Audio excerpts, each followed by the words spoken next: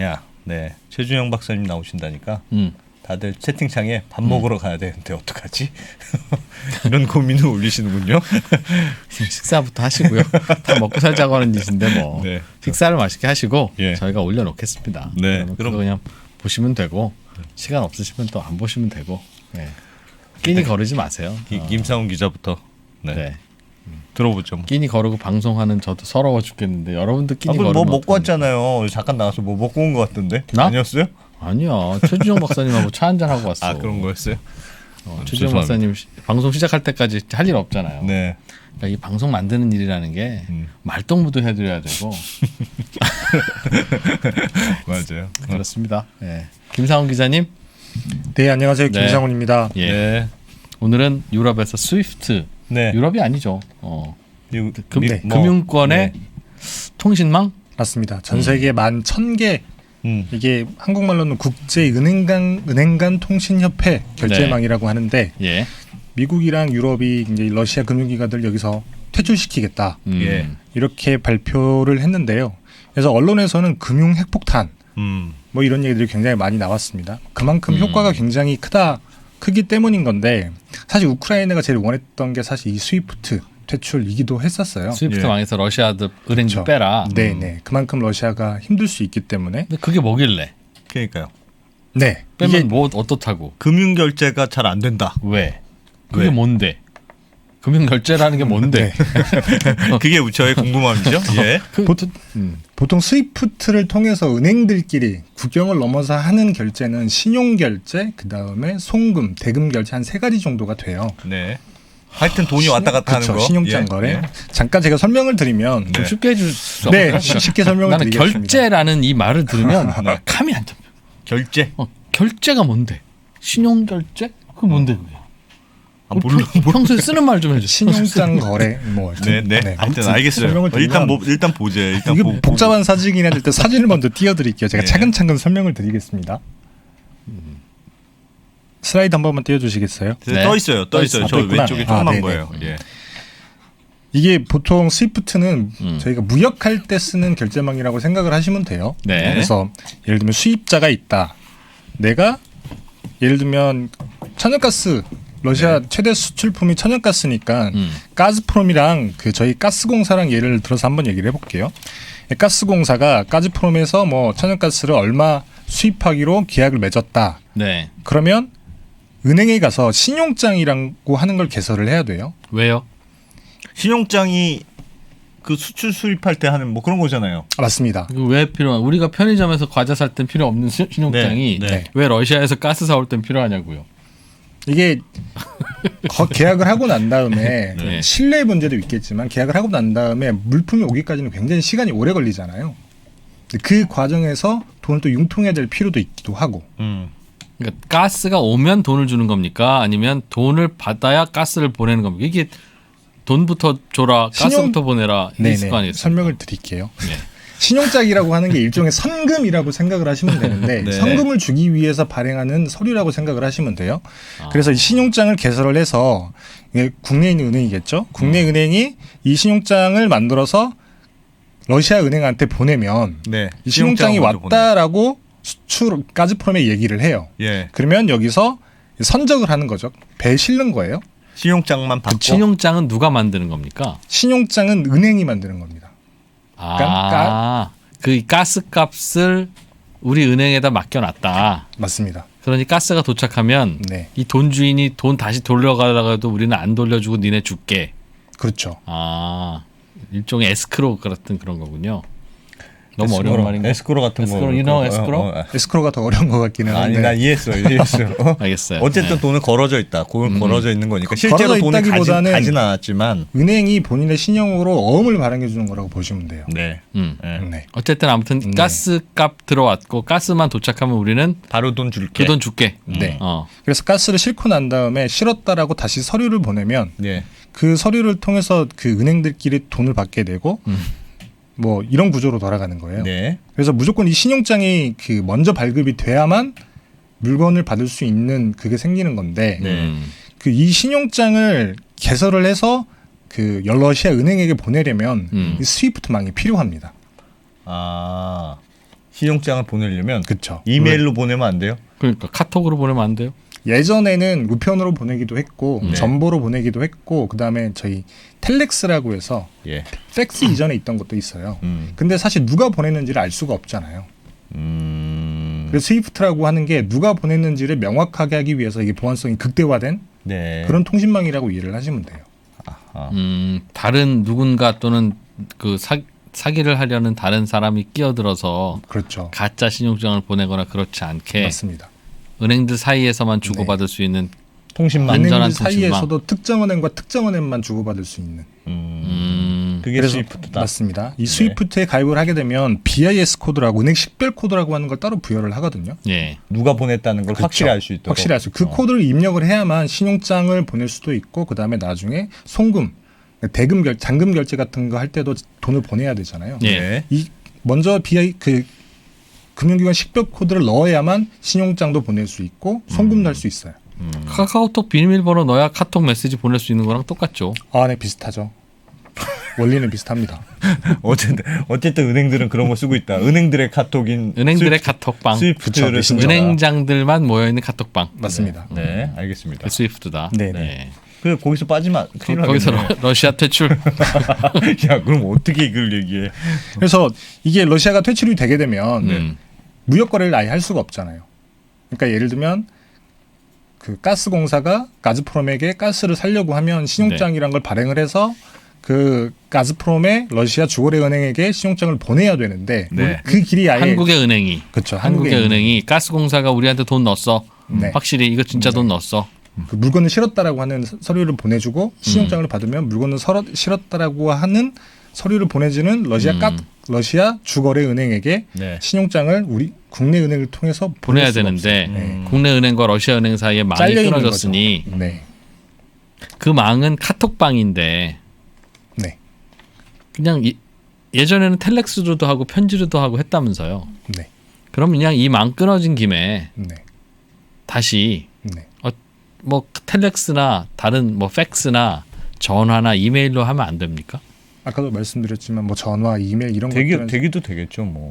안 될 이유는 없겠지만 네. 그 서로 간에 그 내가 너를 불편함? 어떻게 믿냐 신뢰의 문제라고 하는 거죠. 아까도 음. 말씀드렸지만 은행에서 은행이 주고받는 신용장 같은 경우에는 네. 은행이 발행해주는 어음이라고 말씀을 드렸잖아요. 예, 네. 예. 그래서 수입하려고 하는 사람들이 내가 무조건 줄게라고 하는 그런 서류가 아니라 은행이 둘 다 돈을 띄어 먹어도 이 돈을 주겠다라고 하는 신용을 바탕으로 발급해주는 그렇죠, 어음인 그렇죠, 건데 그렇죠. 근데 이게 끊겨버리면 전화상으로는 그게 안 되잖아요. 그리고 이 신용장이라고 하는 게 일종의 선금 지급이라고 하는 것도 있어서 예. 그 돈을 받아야 되는 건데 정말 안 될까? 그러니까 김상훈 기자하고 저하고 매일 카톡을 해서 요구하면 네. 김 기자 이렇게 좀 해주세요. 그럼 이제 이렇게 하면 이거는 2%라는 걸 아는데 그렇다고 내가 전화했는데 네가 2%라는 걸 입증해라 이러면 그렇지는 않을 거 아니에요. 아니 예를 들면 맨날 원래 카톡 방에서 했는데 처음 보는 카톡방이 생겨서 네. 내가 사실 2%인데 야 어. 그러면은 이게 2%인지 아닌지 의심은 가겠지. 아니 그 평소에 그러면 의심 가는데 지금 러시아 퇴출 당했잖아요. 그 퇴출당한 러시아가 야 나 러시아인데 너네도 영업해야 되잖니 나도 네, 영업해야 네, 된다. 네. 근데 가스 필요하대 가스공사가. 그러니 이쪽 우리 잠깐 이걸로 통화하자 그러면 할 수 있지 않습니까? 그래서 꼭 스위프트 말고도 사실 신용거래, 무역거래 할 수 있는 방법이 없는 건 아니에요. 네. 뭐 예를 들면 그 2012년부터 2016년까지 이란이 그 스위프트에서 퇴출된 적이 있었는데 네. 당시 한국은 이란으로부터 원유를 무조건 사와야 되는데 대금을 네. 지급할 방법이 없으니 당시에 이란에 있는 국내 은행의 원화 계좌라고 하는 걸 만들어 놓고 예. 예를 들어서 우리가 원유를 1조 원어치 사왔다. 그러면 국내 은행 이란 지점의 원화 계좌에 1조 원을 입금을 하는 거예요. 입금을 하고 난 뒤에 이란에서는 그 돈을 뽑아갈 수는 없습니다. 대신에 스위프트 제재를 받아서 네. 네. 뽑아갈 수는 없고 대신에 한국에서 뭐 예를 들면 그 차를 1,000억 원어치를 수입을 했다. 네. 그러면 거기서 까는 거예요. 일종의 대차 거래 같은 거죠. 예. 네네. 예. 대차 거래 같은 거고 이런 방법으로 하다가 그 트럼프 정부 들어오고 난 다음에는 그것도 안 돼라고 해서 사실 못했었거든요. 예. 그래서 거기에 되게 돈이 많이 쌓여 있는데 근데 이것뿐만 아니라 이란 그 프랑스랑 영국 그다음에 독일 같은 경우에도 이란이 스위프트에서 퇴출됐을 때 네. 이란하고만 무역을 결제하는 시스템을 새로 만든 적도 있어요. 인텍스라고. 둘이서만. 그쵸. 예. 세 국가랑 이란 이렇게 아. 둘이서만. 네. 스위프트에 니네가 빠져 있으니까 우리가 대금 지급을 이쪽으로 해주겠다. 그런 결제망을 따로 만들었던 거죠. 그래. 그러니까 그러니까 가능하긴 가능하네. 그럼 어디 다른 방식이. 가게에서 식당에서 카드 회사랑 분쟁이 생겨서 카드 결제가 안 된다 하더라도 이 식당이 장사 못하지는 않죠. 구청이 영업정지 결정을 내리면 못하지만 그냥 불편한 거네. 불편한 거. 따로 또 딴 꽤 걸로 해야 불편하긴 돼. 하나. 그런 건가요? 일종의 그 고속도로 같은 데로 이렇게 오가다가 예. 그 뭐랄까 국도로 막 돌아가야 뭐 되는 국도로 그 돌아가고. 비포장도로 네. 이런 느낌이지 않을까 싶은데요. 그래서 사실 그 네. 2014년 돈바스 전쟁이 있고 난 다음에 러시아 경제 제재는 되게 오랫동안 있었는데 그래서 러시아 같은 경우도 이 스위프트를 굉장히 무서워해서 지금까지 그 대체 결제망을 굉장히 많이 준비를 하기는 했습니다. 네. SPFS라고 뭐 금융결제 정보 전달 시스템이라고 하는 걸 따로 만들었는데 근데 여기에 그 러시아랑 유라시아 경제연합이라고 해서 벨라루스 그다음에 카자흐스탄, 키르기스탄 이런 그 러시아랑 친한 국가들 있잖아요. 예. 이쪽 애들만 따로 이 결제망을 만들었어요. 그래서 우리가 스위프트에서 그 퇴출이 되더라도 우리끼리는 무역 결제를 할 수 있어라고 하는 건데 지금 한 400개 정도가 가입이 돼 있다고 합니다. 네. 네. 그래서 뭐 그렇다고 해서 이걸로 모든 나라들이 이 금융결제 시스템을 통해서 우리나라 같은 경우 이걸 통해서 할 수 있을지는 미지수이긴 한데 이런 식의 대체로 거래할 수 있는 방법은 있다는 거예요. 있기는 있다. 있긴 있습니다. 이 예전에 이란도 이 스위프트 제재 받았을 때 빠져라 했을 때 그 수출 대금이 30%인가? 하여튼 많이 줄었잖아요. 그러니까 30% 줄었다는 건 나머지 방식으로 말씀하신 대로 비포장 도로니 뭐니 따로 연락하고 전화하고 뭐 맞습니다. 하긴 거죠. 하긴 하는데 그러니까 굉장히 어려워지는 이란산 거죠. 꼭 뭔가가 필요하면 그건 하는 건데 아유 이란산 석류 없으면 뭐 태국산 사오면 되지 뭐 귀찮네. 굳이 뭐 그러면 이제 알려서 안 가는 거죠. 그러니까. 그래서 이란도 그때 그 석유 수출의 절반이 사라졌고 말씀하신 것처럼 수출의 30%가 날아갔거든요. 네. 그래서 사실 러시아 같은 경우에도 제일 수출을 많이 하는 게 천연가스란 석유잖아요. 네. 그래서 많이 무서워했던 거고 그래서 이 그 원래는 EU에서 지난주 금요일까지만 하더라도 이 스위프트에서 배제하는 거는 되게 좀 뜸을 들였었거든요. 네. EU나 미국 같은 경우에 당시에 왜요? 왜? 그 스위프트 같은 경우에는 사실 양날의 검 같은 겁니다. 예. 러시아가 수출도 못하지만 사실 수입하는 사람도 수입하는 힘드니까. 사람도 수입을 할 수 있는 방법이 없는 거죠. 불편하죠. 그렇죠. 그래서 유럽 같은 경우에는 특히 독일이 굉장히 심하기는 하지만 러시아에서 가스를 한 40% 수입을 해오잖아요. 네. 수입을 해오는데 이걸 결제할 수 있는 방법이 없으면 굉장히 어렵게 결제를 해야 되는 거예요. 시간이 오래 걸릴 수도 있는 거죠. 러시아랑 무역하지 마인데 네. 그럼 미국이 가스 줄 거야? 그렇죠. 어떡하라고? 네. 그래서 사실 이란하고도 그때 인텍스라고 하는 대체 결제 시스템을 만들었던 것도 그것 때문이기도 하고 예. 유럽에서 이 스위프트는 조금 더 생각을 해보자라고 했었는데 주말에 전격적으로 스위프트에서 퇴출시키는 걸 고려하겠다. 스위프트에서 퇴출시키겠다라고 공동성명에 같이 미국이랑 캐나다랑 아직 같이 퇴출한 건 아니고? 아직 퇴출한 건 아닙니다. 앞으로 퇴출하겠다. 그리고 정확히 셀렉티드 뱅크라고 해서 전체 다를 퇴출시키는 것도 아니고 그중에 추려서 하겠다라고만 얘기를 해놨어요. 얼마든지 방법이 있겠네요. 그러니까. 2014년도에도 이 셀렉트를 할 때 시간이 굉장히 오래 걸렸다고 합니다. 예. 왜냐하면 각 나라별로 네. 주거 은행들이 다를 수가 있으니까. 그냥 넣으면 안 돼. 우리 불편해. 그렇죠. 이런 서로 합의하는 과정이 이런 한다는 있어야 거죠. 그게 몇 개월 이렇게 걸려요? 3개월 걸렸다고 합니다. 당시에는. 당시에 이란 때. 네. 와. 그걸 빼려고 하는데 괜찮겠어? 그 전에 전쟁 그 전에 끝날 수도 있죠. 전쟁 끝나겠네. 근데 사실 모르겠습니다만. 전쟁이 빨리 끝나면 굉장히 좋기는 한데 예. 이 스위프트 얘기가 나오고 난 다음에 푸틴이 어떤 얘기를 했냐면 그 핵 이야기를 갑자기 꺼냈어요. 그래서 핵을 운용하는 부대에 특별 임무를 네. 하라고 하는 명령을 내렸다. 그래서 핵 얘기가 갑자기 튀어나오고 그 다음에 벨라루스가 바로 옆에 있잖아요. 예. 같이 그 러시아랑 같이 우크라이나를 침공을 했는데 예. 벨라루스에서 국민투표를 통해서 개헌을 했습니다. 이 개헌이 무슨 내용이냐면 예전에 소련에서 튀어나올 때 우리는 핵은 더 이상 반입하지 않겠다. 네. 벨라루스. 헌법을 박아놨는데 그 헌법을 바꾼 거예요.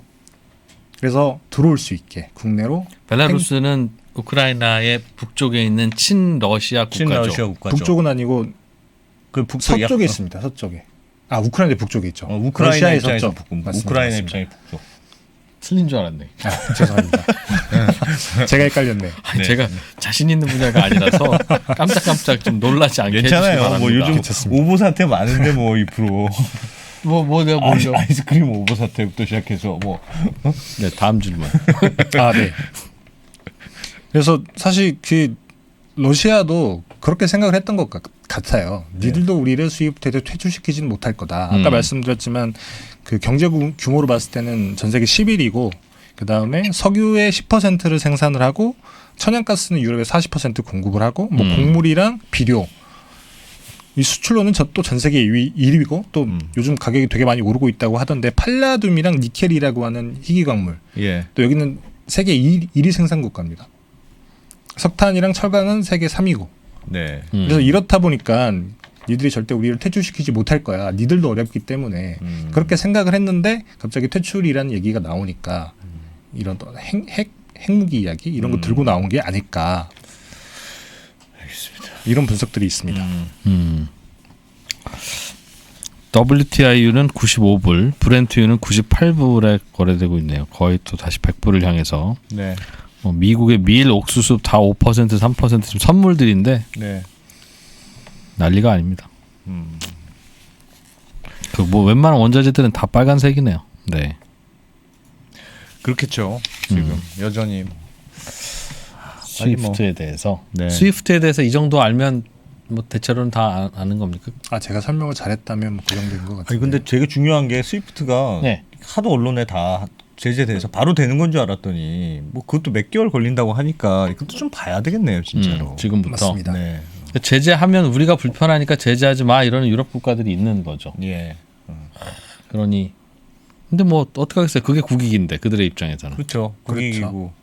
그리고 사실 아까 말씀드렸지만 유럽 같은 경우에는 본인들끼리 따로 결제망을 만들어 버리기도 하고 네. 한국처럼 힘이 없으면 저희는 별 수 없이 조금 뭐랄까 국익을 양보해야 되는. 아니, 근데 아무튼 유럽은 뭐든지 나라가 많아가지고 네. 그 합의하는데 시간이 굉장히 오래 시간이 많이 걸린 거야. 뭘 하나 하려고 그래도 합의하는데 통일된 의사결정이 잘 안 일어나니까. 서로 입장이 다르니까. 네. 어쨌든 우크라이나에서 오셨던 교수님도 네.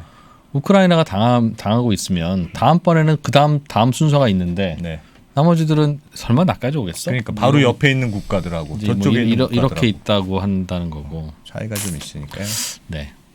알겠습니다. 오늘 스위프트에 대해서 네. 은행들 사이에 단체 카톡망 네, 거기서 빠져나가면 직거래할 수는 있는데 많이 불편해진다. 많이 불편해진다. 그리고 사는 사람도 파는 사람도 다 불편해지니까 그렇죠. 이 제재를 할지 말지는 좀 더 지켜봐야 된다는. 하기는 했으나 네, 하기는 했지만 뭐 구멍이 좀 클 수도 있는 거고 네. 언제 될지도 모르는 거고 뭐 그런 상황이라는 겁니다. 이거보다는 좀 요즘 러시아에서 서방 세계가 러시아에 대해서 주로 미국이 하는 거죠. 네, 러시아가 보유한 미국 국채는 미국에서 팔 수 없다. 현금화할 수 없다. 네네. 뭐 러시아에 들어와 있는 외국인 투자자들은 러시아 주식 팔지 마라. 난 그게 진짜 제일 대단한 거야. 이건 러시아 정부가 발표한 규제죠. 네. 그러니까 제가 러시아 주식에 투자하면 네, 팔지 말라는 거잖아요. 그렇죠. 네. 심지어 이런 얘기도 했습니다. 제재 안에 참여한 국가들의 러시아 국가 기업의 러시아 국내 재산을 몰수하겠다. 국외 재산으로. 예를 들면 한국이 제재에 동참했으면 네, 러시아 안에 있는 한국인 재산은 몰수. 맞습니다. 그거 아직 뭐 행정명령이나 이런 걸로 한 건 아닌데 그렇게 하겠다라고 엄포를 놓기는 했죠. 아 그럼 하나만 여쭤볼게요. 지금 러시아에 예를 들면 유학생이 있어요. 네, 그러면 지금은 아직까지는 돈을 보낼 수 지금은 있는 보낼 수 거죠? 있습니다. 아 스위프트 아직 그쵸. 지정된 지금은 은행이 보낼 수 결정이 안 됐으니까. 다들 그래서 밖에서 스위프트 러시아 빠지면 러시아에는 그럼 비트코인으로 보내야 되나? 뭐 이런 얘기 막 하고 있었는데. 사실 단순 송금 같은 경우에는 빠지는 은행들이 있다라고 하면 조금 조그만 은행에는 할 수 있을 거예요. 스위프트가 되더라도. 근데 다만 신용장 거래 같은 경우는 큰 은행이 할 수밖에 없으니까. 그래서 아무튼 러시아에 들어와 있는 외국인들은 바깥으로 탈출을 하려면 달러를 갖고 나가야 되는데 네. 달러가 귀해지니까 너도 나도 이제 다 먼저 달러를 다 빼려고 할 거 아니겠어요. 예. 그래서 뭐 루블화 가치가 반토막 나고 하루 만에 28% 빠졌다고 하더라고. 진짜 러시아는 그런 상황이랍니다. 김상우 기자였습니다. 고맙습니다. 네, 감사합니다. 다들 아시겠지만 버는 것은 두 번째입니다. 지키는 것이 첫 번째이고 예전엔 답이 있었으니까 그냥 그대로 하면 되지만 이제는 구조를 스스로 짜셔야 됩니다. 기존의 방식으로 세상을 볼 수가 없어진 겁니다. 약세장에서 더 강해지는 오종태의 특급 솔루션. 주가를 결정하는 8가지 변수.